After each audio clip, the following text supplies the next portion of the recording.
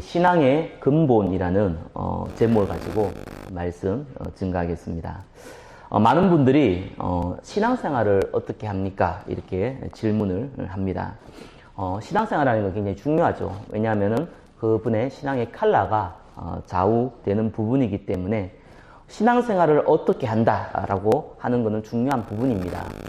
그러나 신앙생활 이전에 저와 여러분들이 꼭 기억해야 되는 것이 뭐냐 하면은 신앙의 근본입니다. 신앙이 뭐냐는 거죠. 그거부터 우리가 제대로 정리되어 있지 않으면은 사실은 신앙생활은 의미가 없는 겁니다. 현장에 가보니까 구원에 대해서도 너무 구원관에 대해서도 흔들리고 있는, 또 모르고 있는 이 교회 다니는 사람들이 엄청 많거든요. 제가 만나보는 사람들의 거의 반은 그래요. 아니, 구원의 확신이 있냐고 물으면은 있다 없다 이런 개념이 아니고 아직 믿음이 약하다 이렇게 얘기를 합니다. 믿음이 약한 거하고 사실은 구원과는 다른 얘기인데 이거를 연결시켜서 이제 우리가 뭔가를 열심히 하다 보면 뭔가 되는 것처럼 구원도 그런 식으로 받는 것처럼 오해하고 착각하는 경우가 많이 있습니다. 아직 술도 못 끊었다, 담배도 못 끊었다, 그래서 아직까지는 잘 모르겠다, 이런 식으로도 얘기합니다. 또 요즘 자꾸 나쁜 짓도 많이 하고 아직까지 죄를 많이 짓는다, 그래서 아직 구원 못 받은 것 같다, 이런 식으로 얘기도 합니다. 구원의 구원이라는 그 자체를 자기의 행위나 중심에서 오는 것으로 착각할기에 이런 얘기가 나온 거죠. 원죄도 모르고 자범죄도 모르고 십자가도 모르고 부활의 의미도 사실 모르기 때문에 이런 얘기가 나온 겁니다. 요한복음 1장 12절에는 영접하는 자, 곧 그 이름을 믿는 자는 하나님의 자녀가 된다고 그랬거든요. 로마서 10장 9절 10절에는 네가 만일 내 입으로 예수를 주로 시인하며 또 하나님께서 그를 죽은 자 가운데서 살린 것을 네 마음에 믿으면 구원을 받는다고 했습니다. 사람이 마음으로 믿어 의에 이르고 입으로 시인해서 구원에 이른다 하거든요.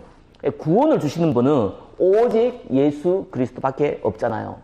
그리고 하나님 떠난 죄를 원죄라고 그러고 우리가 살아가면서 짓는 죄를 자범죄라고 그러는데 십자가에서 그 모든 죄를 단번에 해결했지 않습니까? 그분이 하나님이라는 증거로 부활하실 뿐만 아니라 사단의 권세를, 우리의 운명과 우리의 팔자를, 우리의 인생을 끊임없이 지옥으로 끌고 가는 이 운명과 저주의 사단의 권세를 완전히 십자가에서 박살내신 것입니다. 그래서 구원은 우리의 기준에, 나에게 그 기준이 있는 것이 아니라 하나님의 말씀에 근거해 있는 거거든요. 구원의 확신이라는 부분은 굉장히 중요합니다. 여러 가지 확신이 있겠지만 특별히 구원받은 자가 구원의 확신이 있냐 없냐는 굉장히 중요합니다. 아니, 우리 통장에 잔고가 찍힌 걸 보고 내 통장에 얼마가 남았다는 것은 우리가 믿지 않습니까? 하물며 성경에 영접하는 자 곧 그 이름을 믿는 자는 하나님의 자녀가 되는 권세를 준다고 그랬는데 이제 이 부분에 대해서 믿지도 않고 또한 이 부분에 대해서 모르고 있고 알아도 희미하게 알고 있고 이러니까 무슨 구원의 확신이 흔들리는데 거기에서 무슨 신앙생활이 어떻고 저떻고 할 필요가 있겠습니까? 일단 구원관이 안 잡혔는데요. 또 어떤 사람은 구원받았다고 그러는데 영접했다고 그러는데 이게 이제 잘못된 생각으로 가지고 있는 분도 있더라고요. 교회에서 세례받았다는데 교회에서 세례받는 거하고 구원받는 건 다른 얘기거든요. 구원받은 사람이 교회에서 당신은 구원받은 성도입니다 라는 것을 교회에서 교인들 안에서 서로를 소개하는 걸 보고 세례라고 합니다. 그래서 하나님의 세례는 구원받는 거죠. 성령 세례거든요. 성령께서 임하는 거지 않습니까? 그래서 세례받는 걸 보고 영접이라고 착각하시는 분도 있습니다. 심지어는요, 이게 물어보면 뭐라 그러냐 하면은 자기 아버지가 목사라고 하는 분도 있어요. 아니, 당신이 구원받은 하나님의 자녀인가를 묻는데 자기 아버지가 목사랍니다. 어릴 때부터 신앙생활을 했고 아버지가 장로랍니다.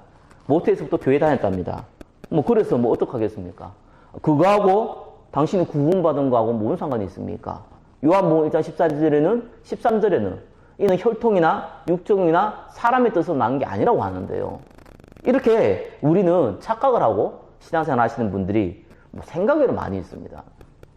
그런데 그런 분들에게 신앙생활은 이렇게 해라 저렇게 해라 아무런 의미가 없습니다. 왜냐하면은 사실은 불신자 신자일지 아닐지는 모르겠지만 불신자의 인생을 사는 건 확실하거든요. 아니, 구원하신 놈 사람이 무슨 놈의 구원받은 자의 인생을 삽니까? 예. 구원 받았건 안 받았건 일단은 이 세상에서는 불신자의 인생을 사는 걸 똑같은 거예요. 그러니까 운명이 잡히는 거죠. 그러니까 당연히 세상 풍속이 잡히는 거죠. 아니, 또 어떤 분은요, 이 기도에 대해서 전혀 이해를 못해요. 내가 기도를 이렇게 많이 했는데 어떻게 일이 안 풀리시냐는 거예요. 한 번도 예배를 안 빠졌는데 우리 집에 이렇게 어떻게 이런 어려움이 올 수가 있냐는 겁니다. 하나님이 살아계시는데 왜 하나님은 내 기도를 안 들으시냐는 겁니다. 기도해봤자 소용없다, 이렇게까지 심지어 얘기를 합니다. 자, 이렇게 말은 안 하지만 이런 불신앙이 딱 잡혀 있거든요. 그런 분에게 신앙생활은 이렇게 하십시오. 이는 신앙생활은 저렇게 하십시오. 사실은 의미가 없습니다. 복음이 뭔지도 모르고 이 기도응답이 뭔지도 모르고 전도가 뭔지도 모르는데 거기에 무슨 신앙생활을 어떻게 합니까? 저와 여러분들이 알고 있는 복음이지만 이 복음에 대해서 분명히 확신과 내용이 구체화되지 아니하면은 사실은 신앙생활이 안 됩니다. 신앙생활 자체가 의미가 없습니다. 예수님이 물었잖아요. 자기를 위하여 모든 걸 버려놓고 따라오는 제자들에게 물었거든요. 너희는 나를 누구라 하느냐? 많은 사람들이 얘기했습니다. 그것도 예수님의 제자들이 얘기했어요. 예수님이 세례요한 같습니다. 예수님이 엘리야 같습니다. 예수님이 에레미야 같습니다. 예수님이 많은 선지자 중에 한 명이라고 합니다. 라고 했거든요.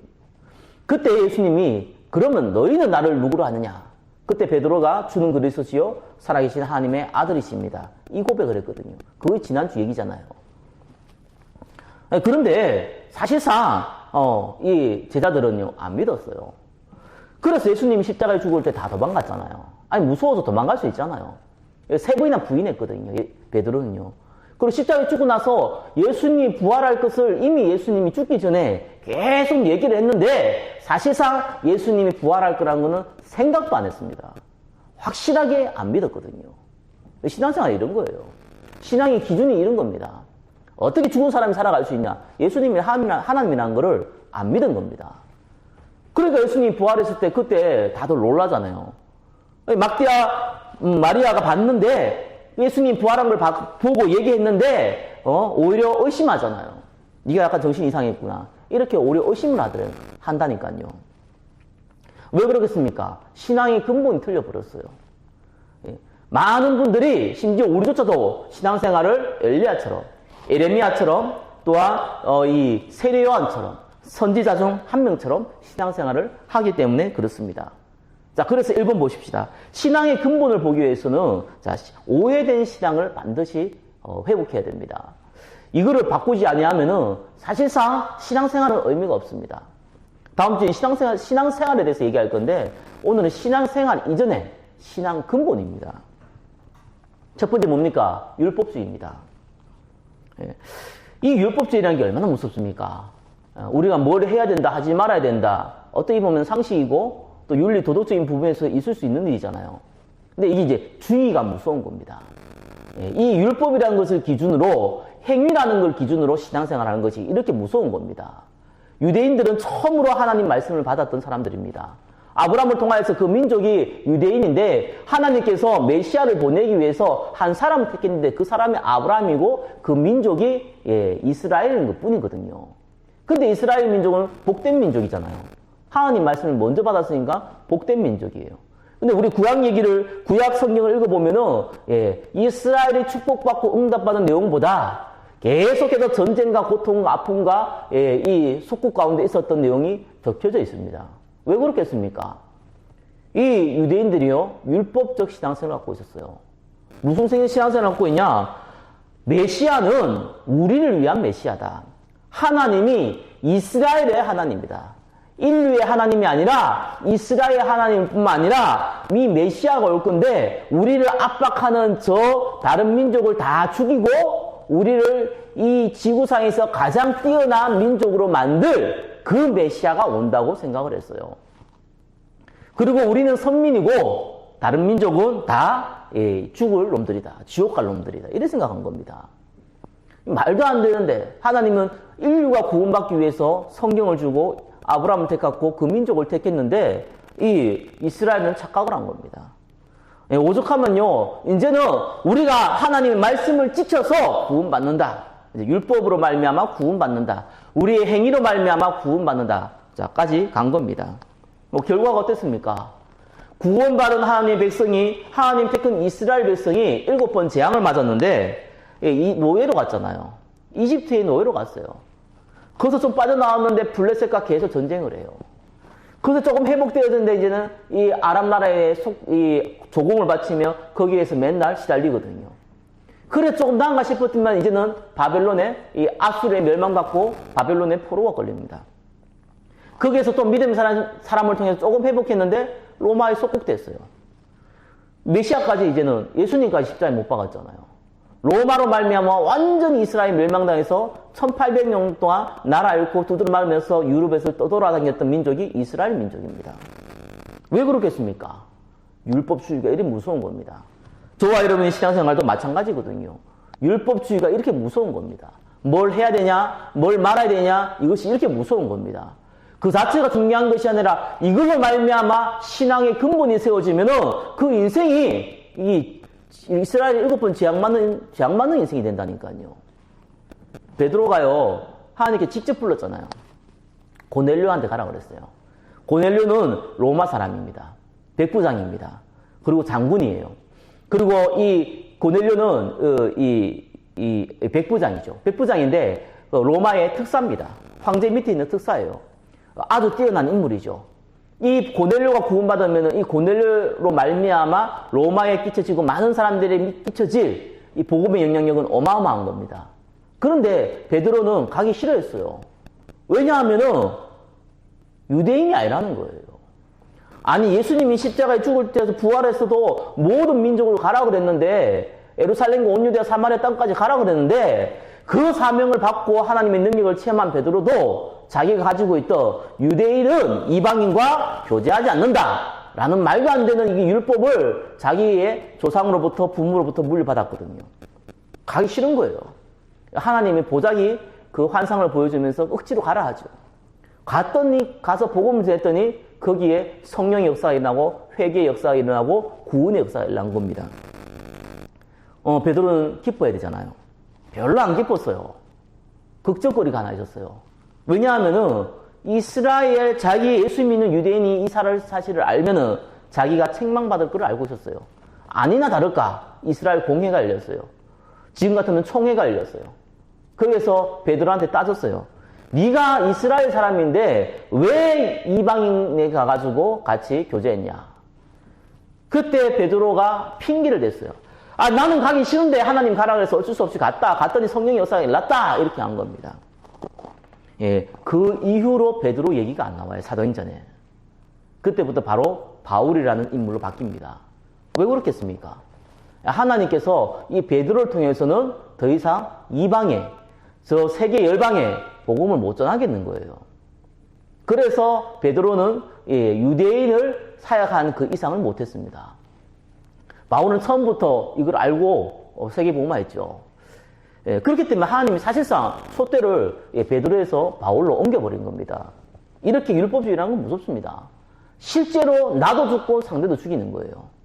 두 번째 뭡니까? 신비주의가 무섭거든요. 기독교는 신비입니다. 그러나 신비주의는 아니거든요. 신비주의 하면 어떤 일이 벌어집니까? 하나님이 준 은사라고 할지라도 사단의 통로가 될 수 있어요. 하나님이 저와 여러분들이 달란트를 주는데 그걸 가지고 우리가 사단의 통로로 쓰임받을 수 있잖아요. 하나님이 물질적인 축복을 줬는데 이 축복 가지고 이상한 짓 할 수 있잖아요. 하나님 우리에게 신비한 은사를 줬는데 그거 가지고 이상한 짓도 할 수 있다니까요. 주로 또 이 정도 게 영적 문제에 있어가지고 좀 카타르시스를 체험하면 좀 낫지 않을까 싶어가지고 이쪽으로 빠진 분들이 제가 볼 때는 대다수거든요. 근데 분명히 하나님께서 이 신비한 은사를 통해서도 하나님이 알려주는데 문제는 해석을 잘못한 경우가 굉장히 많습니다. 사도행전 21장 7절에 14절에 보니까 바울이 에베소에서 이제는 로마로 가려고 했어요. 하나님께서 로마의 문을 막았어요. 지금처럼 비행기 타고 배 타고 갈 수 있는 그런 시간표가 아니에요. 그래서 이 바울이 예루살렘으로 갔습니다. 거기서 잡혀요. 거기에서 재판을 받는데 로마 신민권을 갖고 있는 바울이 나는 가이사에게, 황제에게 이렇게 호소한다. 그의 재판을 받겠다. 이래가지고 이제 로마로 가게 되는데요. 이 바울은 그 내용을 감지하고 예루살렘으로 가려고 그랬어요. 자기가 잡힐 걸 알고요. 그런데 거기에 보니까 이 빌립이라는 그 딸 4명이 있었는데 예언을 하는 사람들이네요. 하나님 주신 사람이겠죠. 근데 이 아가보라는 선지자가, 예언하는 선지자가 이 딸 넷에게 바울이 어떤 일이 벌어질까를 얘기를 했어요. 이 바울이라는 사람이 예루살렘으로 가면은 잡혀서 결박당한다는 얘기를 한 겁니다. 그래서 빌립과 그 빌립 딸 4명이 얘기를 한 거예요. 바울의 옷을 가지고 그 허리띠를 가지고 당신이 이렇게 될 것이라고 하나님이 알려주셨다라고 얘기한 겁니다. 정확하게 본 거잖아요. 신비주의 하시는 분들이요, 정확한 얘기를 할 때가 많이 있어요. 문제는 해석이 틀려버렸어요. 그래서 바울 당신은 예루살렘으로 가면 안 된다고 얘기를 한 겁니다. 그래갖고 거기 있는 모든 사람들이 소동해서, 참 신기하죠. 신비주의하는 사람들은 주위에 사람 많아요.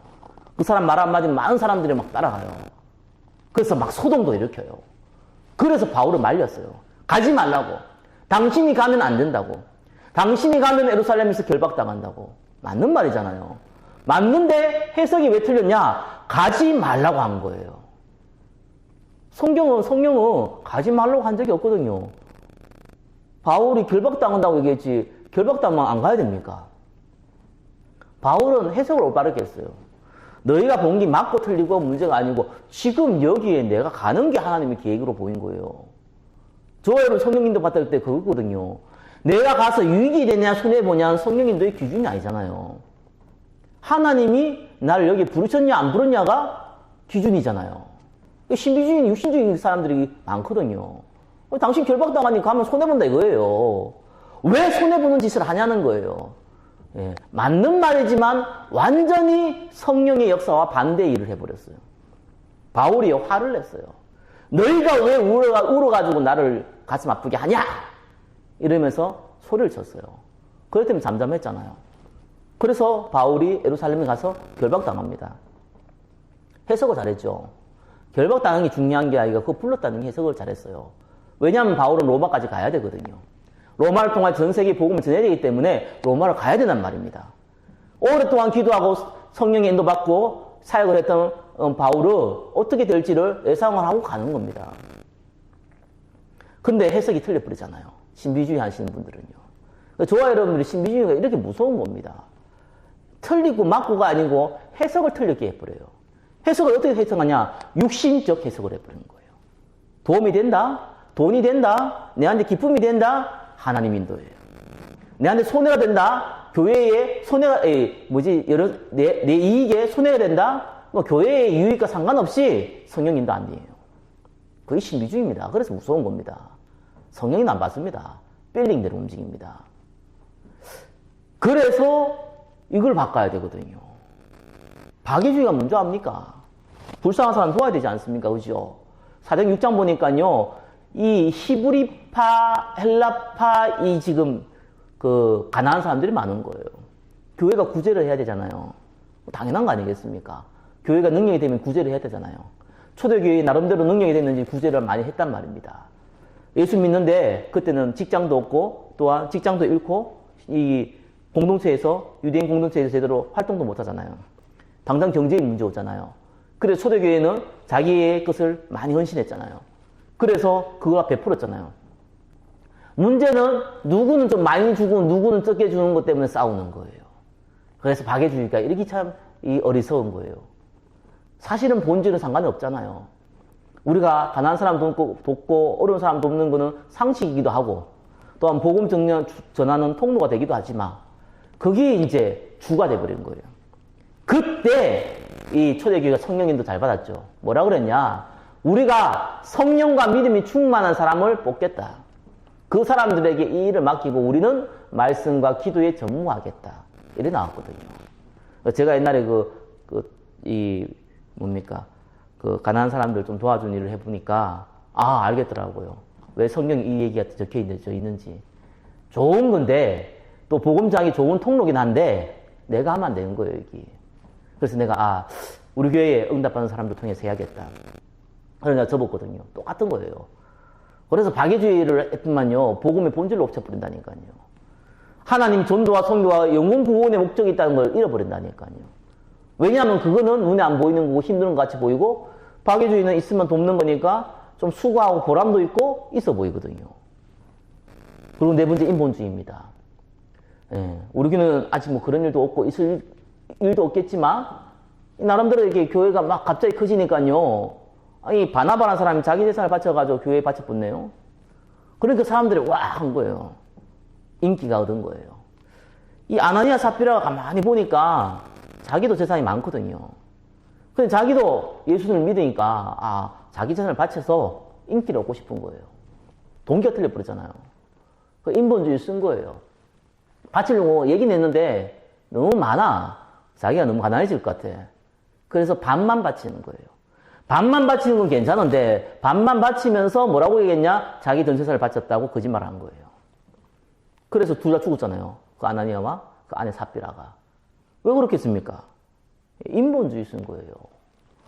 성령의 역사잖아요. 그때는 자기 재산을 바치는 것 자체가 중요한 게 아니고 지금 성령의 역사 가운데 하나님 앞에 쓰임받고 있는 거잖아요. 거기에 뭐가 들었냐? 자기의 동기가 들어간 거예요. 그걸 영적인 것과 연결시킨 거예요. 예. 그래서 죽는 거예요. 이렇게 되면은. 종교주의가 또 들어옵니다. 종교주의가 뭡니까? 예? 이 비나이다. 이 기복주의도 종교주의거든요. 원래 종교는 마음의 평안을 좀 얻기 위해서 하는 거야. 이거 종교주의거든요. 이게 영영이 들어와 있어요. 그래서 힘들 때 내가 기도하는 걸로 알고 있어요. 천만의 말씀이요. 내가 어려울 때 기도하는 걸로 돼 있어요. 정말 천만의 만만의 말씀이요.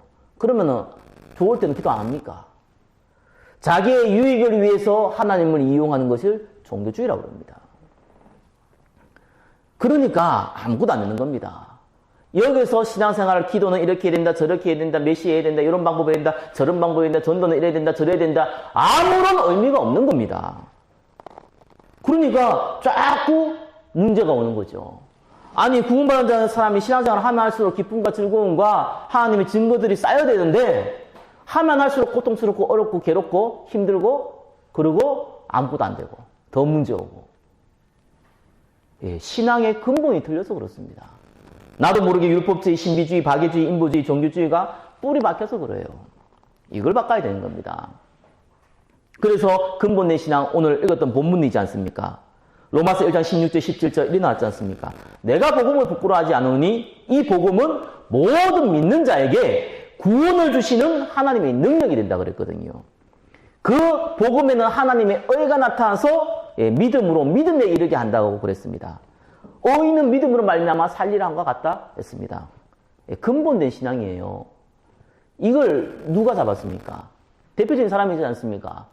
이게 바울이 적었지만 이 중세에 종교개혁을 일으켜서 사실 개신교가 만들어지게끔 초석을 놓은 사람이 누굽니까? 거의 루터잖아요. 루터가 이 신앙구조를 잡았거든요. 이 성경구조를 잡았거든요. 그래, 가만히 보니까 이 루터라는 사람이요, 생각보다 똑똑한 사람이에요. 아니, 25살에 교수가 됐어요. 말이 25살에 교수가 돼가지고요, 그때, 비텐베르크라 대학이라는 그 유명한 대학에서 이 윤리 철학을 강의했던 사람이에요. 뛰어난 사람이죠. 그리고 워낙 이 사람은요, 종교심이 강해서 자기가 죄용서 받기 위해서 고행을 많이 했던 사람이에요. 그래서 이 사람 무릎은 피멍이 없는 날이 없었고, 뭡니까? 피가 안 난 적이 없다 할 정도로, 기록이 나와 있습니다. 그런데 이분이 얼마큼 또 고해성사를 많이 했냐?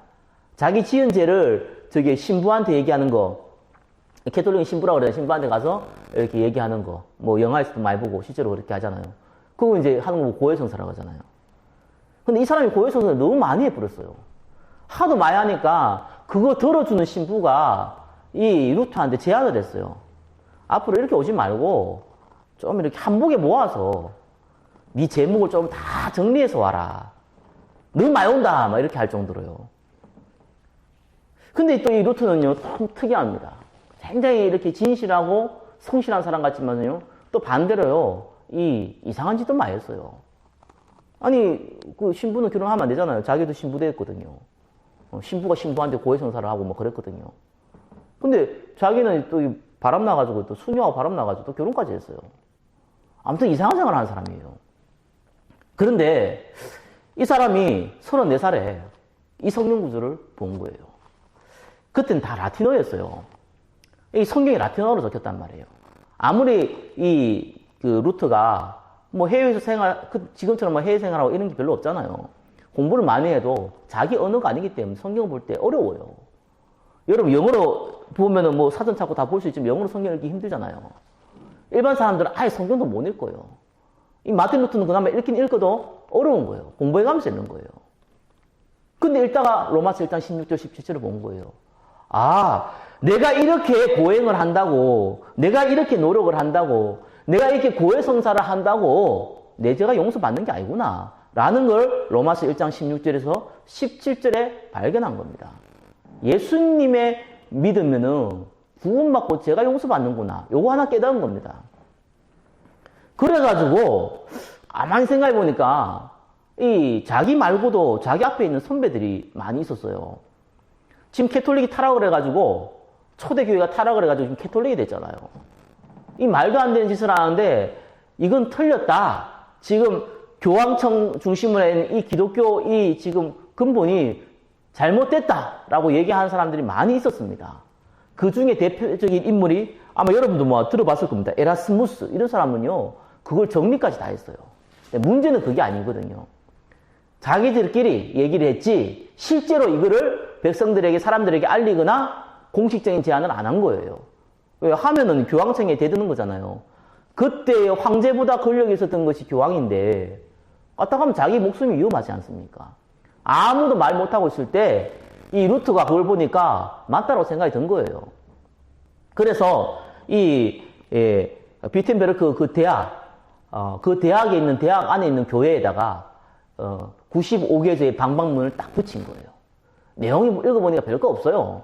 지금 생각하면 아주 상식적인 건데, 예수 믿는 사람들한테 아주 상식적인데 이런 내용이에요.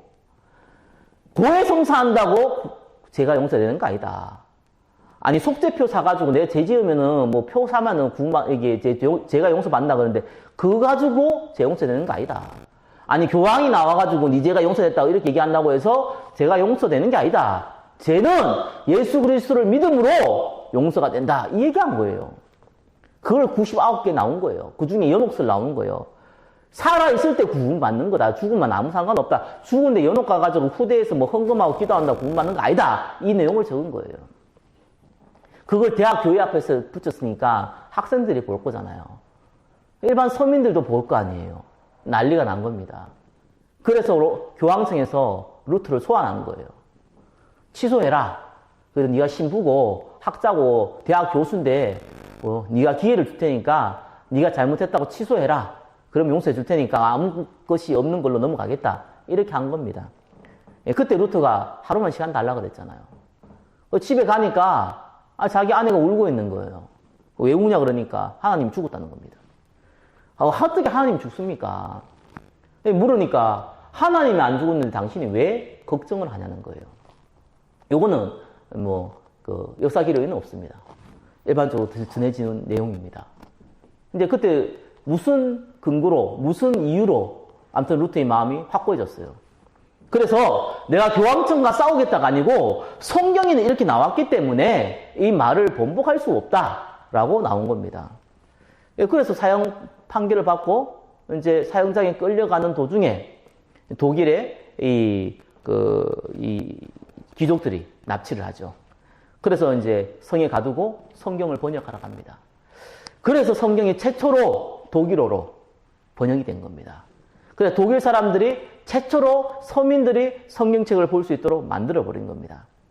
거기에서 성령의 역사가 일어나버렸어요. 딱 한 가지 깨달았거든요. 얼만큼 잘못된 게 들어갔냐? 우리 죄는 행위로 말미암아 구원받는다는 것이 중세 1000년 동안 잡혀 있었던 거예요. 이게 잡혀 있으니까 이거 하나 바꿨잖아요. 그랬더니만 어마어마한 일이 벌어졌습니다. 저와 여러분 마찬가지입니다. 근본된 거 하나만 바꾸면은 우리 인생이 바뀝니다. 오직 의인은 믿음으로 말미암아 살리라. 우리의 구원은 예수 그리스도 외에는 조금도 들어갈 수 없다. 그 근본되는 거예요. 자, 나아가서 이번 앨범 뭡니까? 하나님 목적은 영혼 구원입니다. 많은 우리가 예수 믿으면 이것도 해야 되고 저것도 해야 되는데 그 중에 전도도 해야 되지요. 이렇게 생각합니다. 어마어마한 범죄입니다. 거기. 이 어마어마한 제약입니다. 이 어마어마하게 어리석은 겁니다. 이게 어마어마하게 사단의 통로가 됩니다. 전도는요, 생명과 연결되는 거예요. 행위가 아니에요. 생명 가진 자는 생명 가진 자를 살리게 되는 걸 보고 전도라고 그럽니다. 증인되는 거 보고 전도라고 그러잖아요. 이게 하나님의 목적이요, 구원받아 하나님의 성도의 목적이라는 사실. 이것이 여러분의 인생의 목적이라는 사실. 제가 대학 가가지고, 대학에서요, 옛날에 송년단체 있을 때 그 사람들 너무너무 틀린 거 가르쳤어요. 뭐 가르쳤냐니까, 우리의 인생이 하나님께 영광 돌리는 건데, 어떻게 하느냐? 내가 가지고 있는 이 학문을 통하여서 우리가 하나님께 영광 돌린 거다. 이렇게 얘기를 하더라고요. 그래서 이거를 최선을 다해야 된다. 여기에 올인하는 것이 기독교 세계관이고 이걸 기독교적으로 해석해야 하는 것이 최고의 당신의 인생의 목적이다. 학자라면 이렇게 나온 거예요. 저는 틀렸다고 봤거든요. 완전 틀려버렸어요. 그런 사람들이 어떻게 사느냐? 정신문제가 왔어요. 얼마나 공부를 열심히 했더니 정신문제가 왔어요. 얼마나 기독교적으로 해석하려고 했더니 정신문제가 와버렸어요. 왜요? 생명과 상관없는 거예요.